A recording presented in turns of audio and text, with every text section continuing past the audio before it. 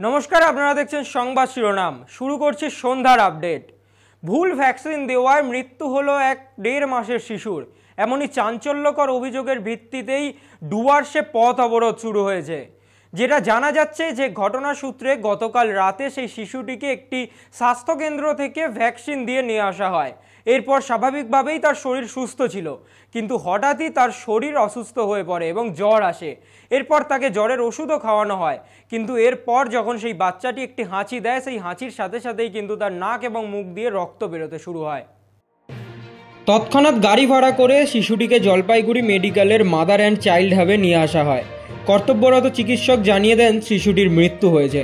পরিবারের দাবি ভ্যাকসিন দেওয়াতেই কোনো গণ্ডগোল হয়েছে। ঘটনার প্রতিবাদে লাটাগুড়ি ক্রান্তিমোড় এলাকায় অবরোধ শুরু হয়।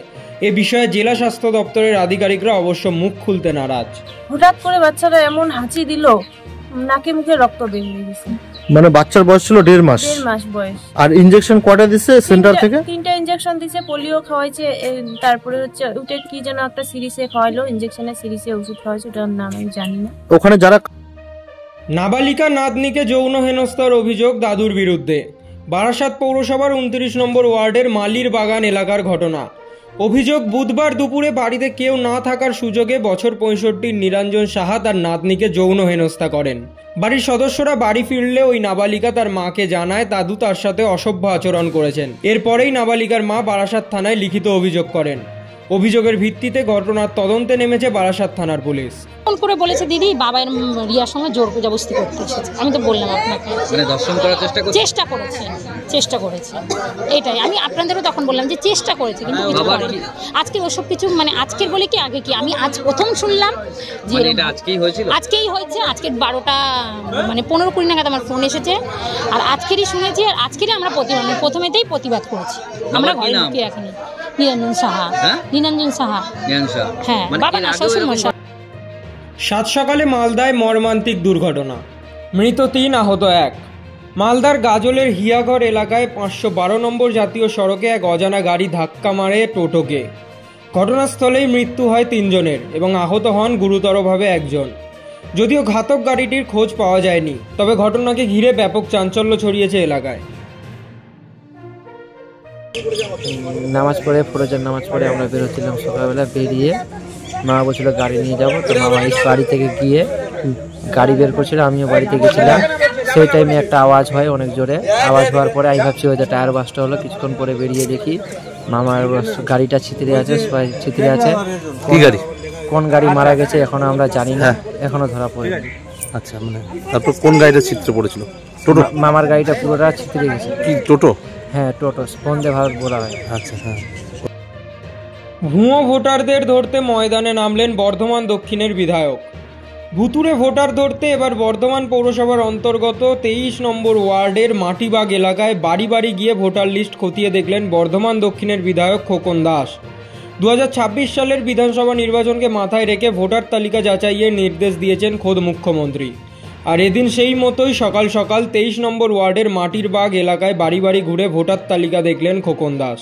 রাজ্যের মাননীয় মুখ্যমন্ত্রী এবার ভোটার লিস্টে বাংলার প্রতি খুব জোর দিয়েছে, কারণ বিভিন্ন জায়গায় ভোটার লিস্ট করতে গিয়ে দেখা যাচ্ছে অজস্র মানুষের নাম ভোটার লিস্টে রয়েছে, যাদের কোনো চিহ্নিত করা যাচ্ছে না। সেই সব মানুষ কোথায় আছে আমরা কেউ জানি না। তাই এবারও আমরাও চতুর্দিকে করছি, বিভিন্ন জায়গায় আমাদের। ফের একবার সাফল্য পেল বিধাননগর থানার পুলিশ। গোপন সূত্রে খবরের ভিত্তিতে শিলিগুড়ি মহকুমা পরিষদের অন্তর্গত ফাঁসি দেওয়া ব্লকের মুরালীগঞ্জ চেকপোস্টে অভিযান চালায় বিধাননগর থানার পুলিশ। এরপর সেখানে একটি 10 চাকা কন্টেনার আটক করা হয় এবং তল্লাশি চালাতেই চক্ষু চড়ক গাছ পুলিশের, কারণ ওই কন্টেনার থেকেই উদ্ধার হয় 25টি মহিষ। এরপরেই চালকের কাছে বৈধ কাগজপত্র দেখাতে বলা হলে সেই চালক কোনো রকম বৈধ কাগজপত্র দেখাতে পারে না, যার ফলে সেই চালককে গ্রেফতার করে থানায় নিয়ে আসে বিধাননগর থানার পুলিশ।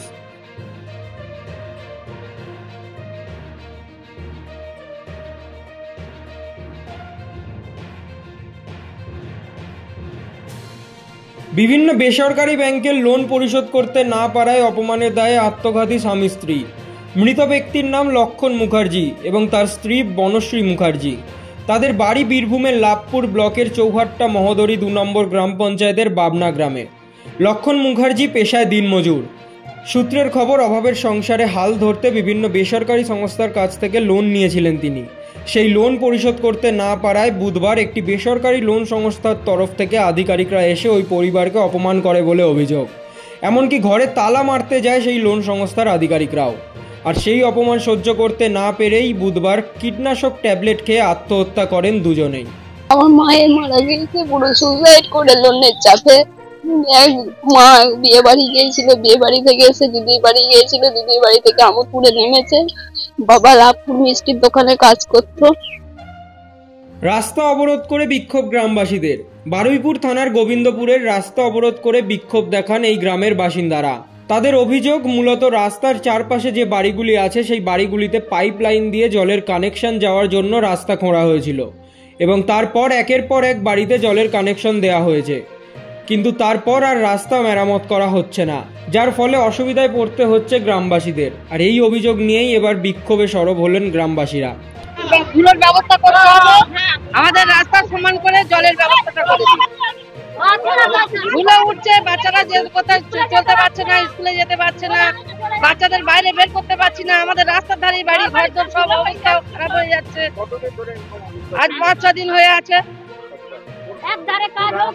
প্রধান এসে বলছে আমার এসব কাজ নয়, আমি বলতে পারবো না, আমার জানি এইসব কাজ হয়েছে।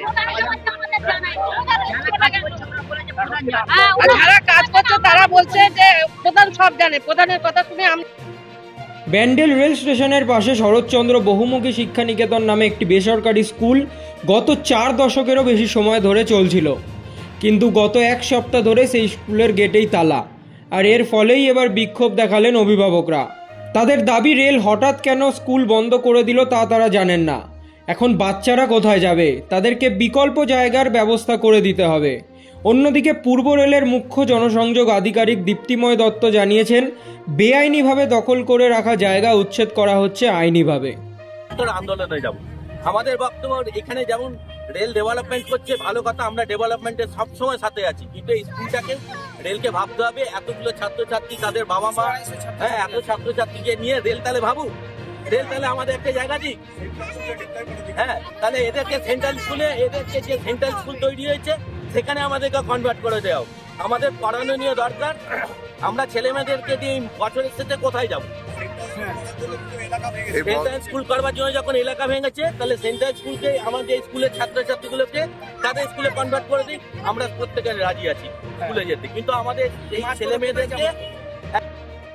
লেপার্ডের আক্রমণে জখম চা শ্রমিক।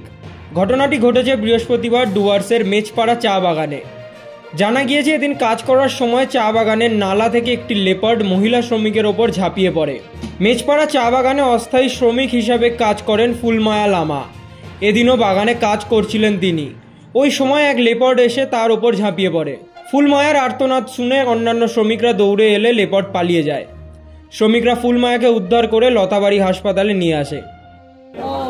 ड्यूटी में गया था चाय पत्ती उठाने के लिए, तो वो डिवीजन जो एक सेक्शन में पत्ती उठा रहा था, वहीं पर उसको बाघ ने हमला किया। तो उसका अंदर में वो जो दांत है, दांत के अंदर में भी घाव लगा है और बाहर में भी यहाँ पर छिला हुआ है, मुंह में और हाथ में भी।